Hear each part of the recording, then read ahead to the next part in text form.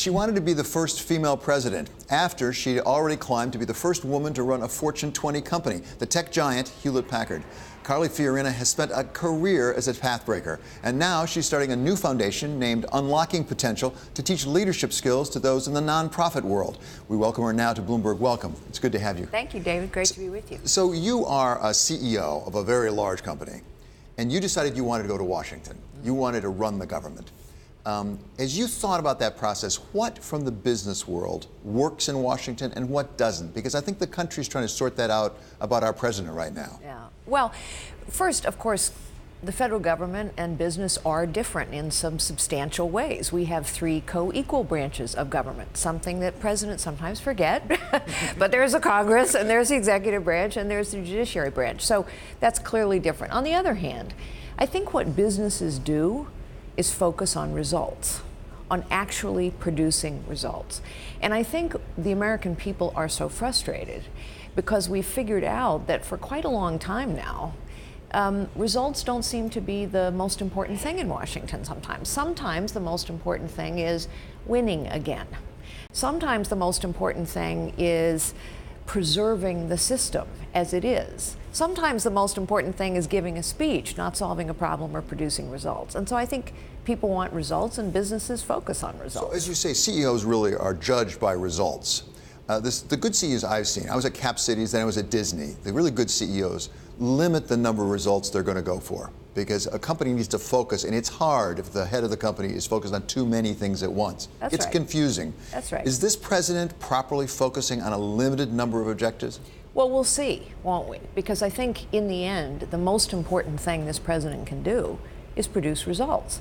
It's what he promised. It's why he's in the White House. And so he needs to produce results. Tax reform is obviously incredibly important now, not just to keep the stock market going, but because it would be a tangible result and benefit to American companies and the American people. Was the health care reform a detour on that route? Well, look, healthcare needs to be reformed desperately. And I thought the Democrats made a huge mistake when they passed health reform on a purely partisan basis. Sadly, I think Republicans made the same mistake. And what both parties did, I think, was forget that the American people kind of need to support the plan here. And in neither case did the American people understand the plan for healthcare reform, and so it failed.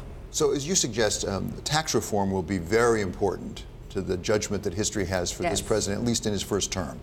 As you look at that, as a former CEO, what matters the most? What would really change the way you did business at Hewlett-Packard if it were implemented? Well, first of all, predictability. We can't have one-year changes or even 5-year changes. I mean, as you know, big companies and not so big companies plan over multiple years if they're doing their job well. So predictability and stability would be helpful. Another thing that would be helpful, obviously, is to lower the rate. There are unbelievable gyrations that companies go through, loopholes they try and take advantage of in that 76,000-page code to try and lower their effective rate. So lowering the rate. Simplifying the code, I think, is hugely important. It's certainly important for smaller companies and for families because all that complexity favors companies that can hire all the accountants and lawyers. But even a big company is spending enormous amounts of time and energy trying to make that complexity work for them. And finally, and it's been talked about a lot, allowing companies predictably and for a long-term future to repatriate cash. Companies are doing all kinds of things to keep money out of this tax system. And repatriation takes us exactly into tech, because that is such a big issue for so many tech companies who have so much money offshore. As you look at these earnings that we had in actually yesterday from the likes of Google and Amazon, what do you make of the tech sector at this point? It seems to be really on a tear, particularly with the mega tech companies. Yes. Well, it is on a tear. And I think what these mega tech companies now need to think about, and what the American people need to think about, and I'm no fan of regulation, the power they are amassing is enormous. The power to influence in all kinds of ways. And so I frankly find it disingenuous for, say, Facebook to say, oh my gosh, we didn't know our platform was being misused. These companies have amassed enormous power, and I think they have to be thoughtful and careful about that, and consumers need to be thoughtful and careful about that. And in Washington, Republicans and Democrats are starting to pay attention to that.